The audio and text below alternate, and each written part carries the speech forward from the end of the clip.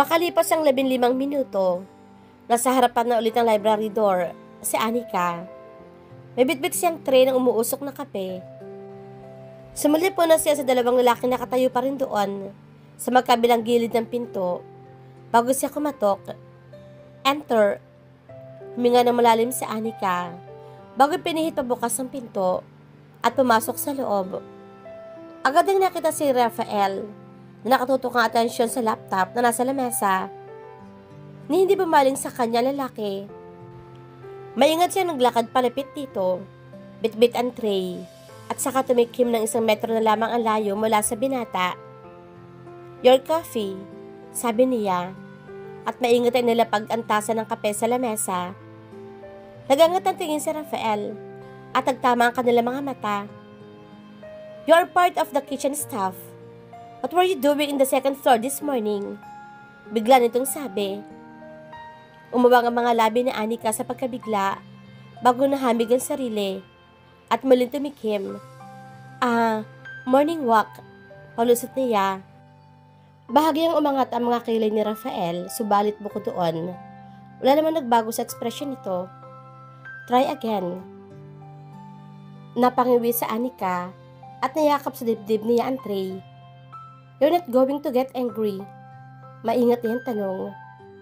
Naging matiim ang titig ni Rafael sa kanya at nakaramdam siya ng takot. Napaiwas siya ng tingin. "Magagalit ka eh," bulong niya sa sarili. May palagay siya na sobrang nakakatakot ang lalaki kapag nagalit. Baka tanggalin niya si Papa sa kanyang trabaho dahil sa akin. Nakangiwi niyang bulong. "That will depend on your answer," biglang sabi ni Rafael. Malaki ang kanyang mga mata at muling napatingin sa lalaki. Nakasandali ito sa leather couch at nakahalukip-kip habang seryosong nakatingin sa kanya. "Nakakaintindi ka ng Tagalog?" Alanganin niyang tanong. Tumiib ang mga bagang ni Rafael at biglang tumayo. He looked down at her arrogantly. "I am the master and you are my servant. You only have to say what I want to hear. You don't have the right to ask me any question. Do you understand?" Tumiim ang mga bagang ni Anika dahil walang kahirap-hirap na nailagay siya nito sa lugar niya. Sa bagay, totoo naman. Masyado lamang siyang nasabik na malamang nakakaintindi ng Tagalog ang lalaki. Humakbang siya paatras at umayos ng tayo. "Yes, Master Rafael," sagot na lang niya. Hindi tuminag ang lalaki sa pagkakatayo at sa pagkakatitig sa kanya na parang may hinihintay. Napakurap si Anika na maalaala ang tinatanong nito sa kanya. "I just want to look around inside the mansion before everyone wakes up. Kaya ako nasa ikalawang palapag, but I swear, I didn't touch anything." Sinalubong niya ang titig ni Rafael upang ipakita rito na nagsasabi siya ng totoo. Ang lalaki ang una nagbawi ng tingin at pumalik sa pagkakaupo. Hindi man lamang sinabi ko naniniwala ba ito sa kanya o hindi. Basta na lamang itinutok ang atensyon sa kung ano mang ginagawa nito sa laptop bago dumating si Anika dala ang tasa ng kape. Muli siyang tumikim. "Then, I'll go now. Stay until I finish drinking the coffee." Hindi tumitingin pigil sa kanya ni Rafael. Napamaang si Anika sa binata at nanatili lamang sa kinatatayuan. "Okay." Sandaling tumipa sa laptop ang lalaki bago inabot ang tasa at sumimsim doon ng kape. Umalertot siya na mapansin. Natigilan si Rafael at napatingin sa tasa matapos matikman iyon.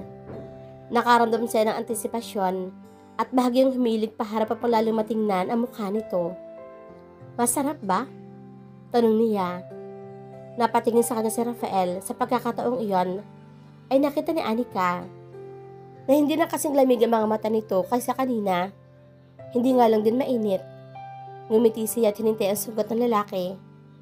Inalis ito ang tingin sa kanya at muling sumimsim bago inilapag ang tasa at nagsalita. "It will do." Tumamis ang mga ngiti ni Anika. Ayos sa kanya ang sagot na iyon. Tahimik na yung pinagmasa na lamang si Rafael habang abala sa ginagawa nito. School assignments ba ang mga iyon? Ang kakapal mga papeles at folder sa lamesa. Grabe naman magbigay ng assignment ang pinapasukang eskwelahan ng lalaki.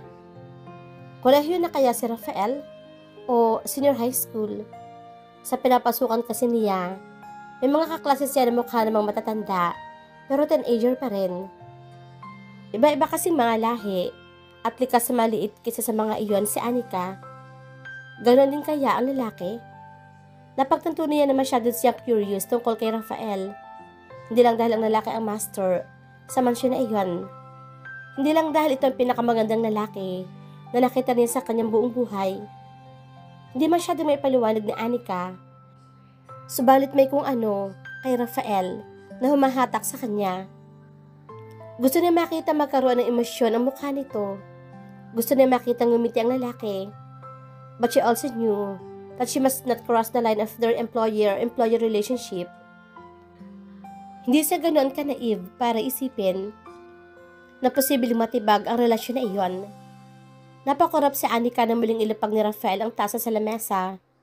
Wala nang laman iyon. Kinuha niya iyon at ibinalik sa hawak niyang tray.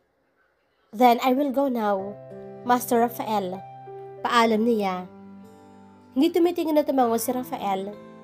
Pasimpleng huminga ng malalim sa Anika bago tumalikod at lumapit sa pinto. Napihitan niya iyon pagbukas at kalabasan ng hindi siya makatiis at muling lumingon. Sumikdo ang puso niya at muntik na mabitawan ang tray na kanyang hawak na makita. Nakatingin sa kanya si Rafael. Saglit niyang nakita. Kumislap din sa pagkagulat ang mga mata ng lalaki. Subalit kaagading nawala iyon. Kumunot ang kanyang noo. What are you still doing there? Get out! Yamot na sabi ng lalaki. Napakorap si Anika at mabilis na binawi ang tingin. Sorry, usal niya. Bago tuluyang lumabas ang library, pagkapinid ng pinto na pasandali siya roon at napabuga ng hangin. Bakit ang bilis ng tibok ng kanyang puso? Sigurado siyang hindi yun dahil sa takot. Pero hindi naman niya may paliwanag kung para saan ba iyon. Ilang sandali pa siyang natili roon bago siya nakarinig ng tikhim. Nang tumingala si Anika napansin niya, nakatingin na sa kanyang dalawang lalaki sa magkabilang gilid ng pinto. Napadiretso siya ng tayo at ngumiti. I'm going now. You two, do you want anything to drink? Alok pa niya.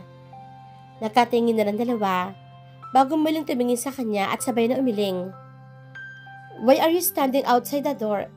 Taka niyang tanong. At dahil kanina pa niya yung gustong malaman. We are Master Rafael's bodyguard, sabi ng isang matigas na accent. Kumunot ang noo ni Anika. You still need to guard him even if he's inside his own house. Bago pa may makasagot sa dalawa, ay napaigtad siya sa boses na nagmula sa loob ng pinto. Alem, tell the girl outside to go away. Tumikhim ang lalaki na mukhang si Alem. Yes, Master. Pagkatapos, sumanya sa kanya ang bodyguard na umalis na. Fine. Pasok ang sagot ni Anika at naglakad na palayo. Napahinga na malalim si Rafael. Nang maklik na niya ang send button sa email niya, naipadala na niya ang trabahong pinapagawa sa kanya ng ama na due para bukas. Nahilot niya ang pagitan ng kanyang mga mata at sinandal ang ulo sa headrest ng leather couch kung nasaan siya buong umaga. Ipapahinga na lamang niya sandali ang sarili dahil marami pa siyang gagawin sa mga susunod na araw. Since he was 13, his father had given him business-related paperworks to work on.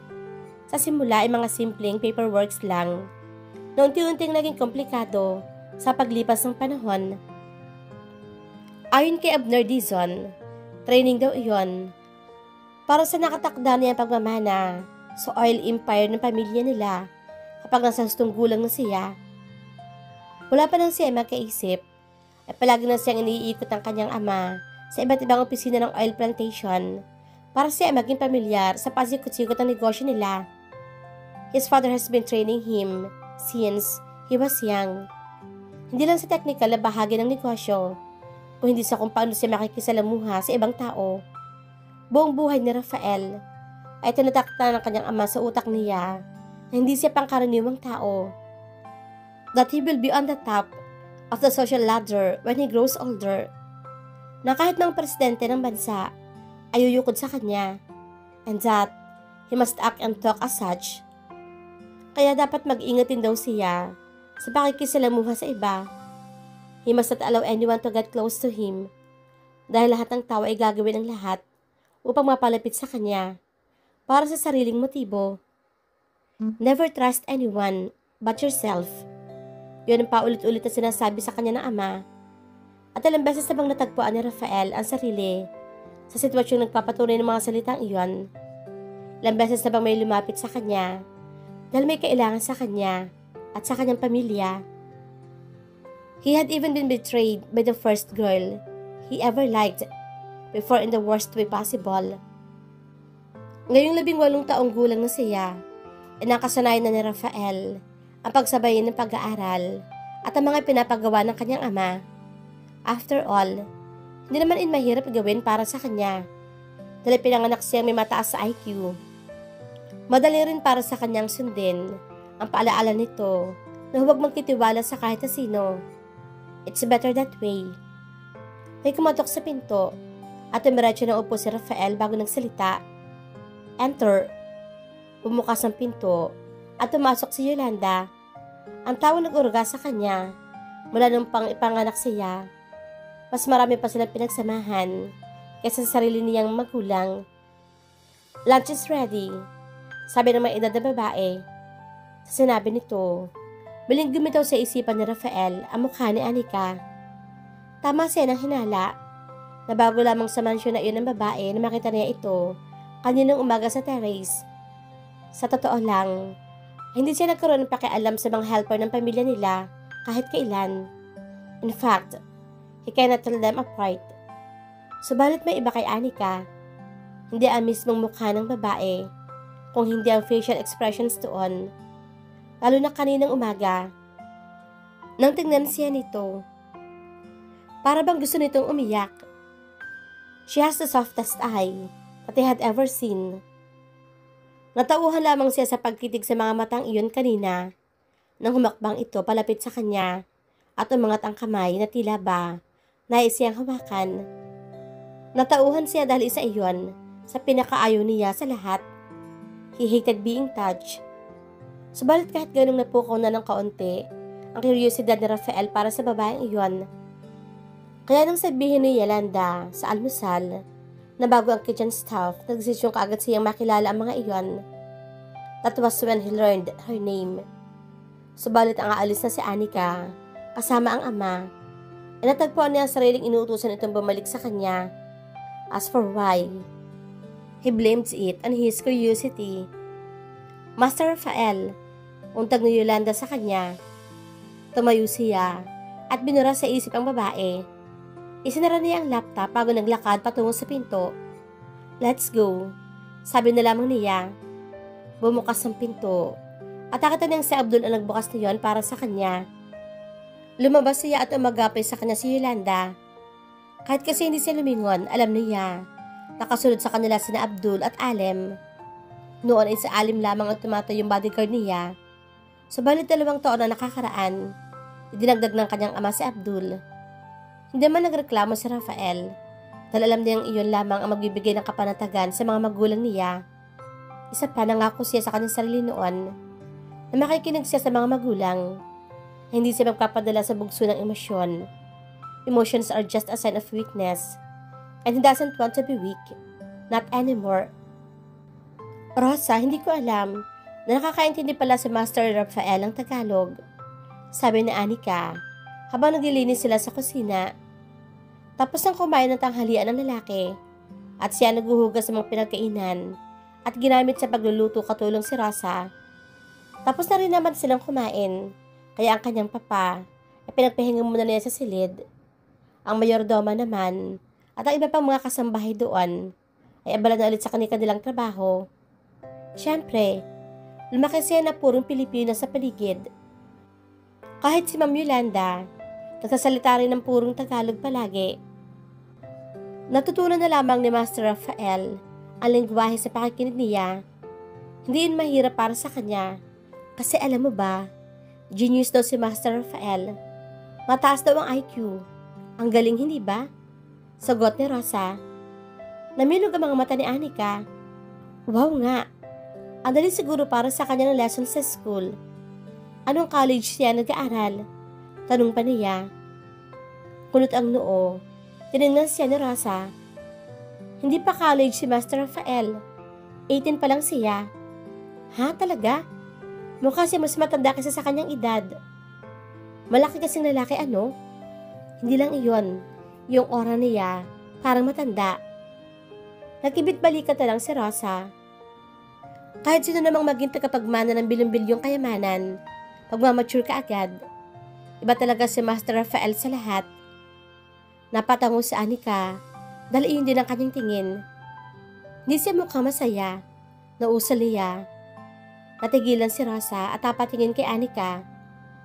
Masyado ka interesado kay Master Rafael. Nag-init ang kanyang mukha at idinaan na lamang sa tawa ang hiyang bigla niyang naramdaman. Natural lang naman iyon, Rosa. Siya ang amo natin, di ba? Ngayon lang ako nakakita ng taong katulad niya, kaya hindi ko maiwasan. Tumangutang mo ang babae. Pero hanggang doon lang dapat ang interes mo, Anika. Humilig pa sa kanya si Rosa at saka bumulong. Mahigpit siya na Master Abner at Madam Rebecca pagdating sa mga taong lumalapit sa kanilang anak. Kahit si Ma'am Yolanda mahigpit. Kapag nalaman niyang masyado ka interesado kay Master Rafael, papagalitan ka nun. Alam ko naman iyon, sabi ni Anika at ibinalik niya ang atensyon sa hinuhugasan. Naisip niya, kung mahigpit ang mga magulang ni Rafael sa mga nagkatangkang lumapit dito, may malapit kayang kaibigan ng lalaki. Nakakalungkot naman kung wala. Natigilan na naman si Anika na mapagtanto. Kay Rafael na naman napupunta ang kanyang isipan. Umiling siya at hinabig ang sarili. Curious lang ako. Yun lang. Yun, ang paulit-ulit niyang sinasabi sa kanyang isipan. Hanggang sa kanyang tingin, ay nakumbinsi na niya ang kanyang sarili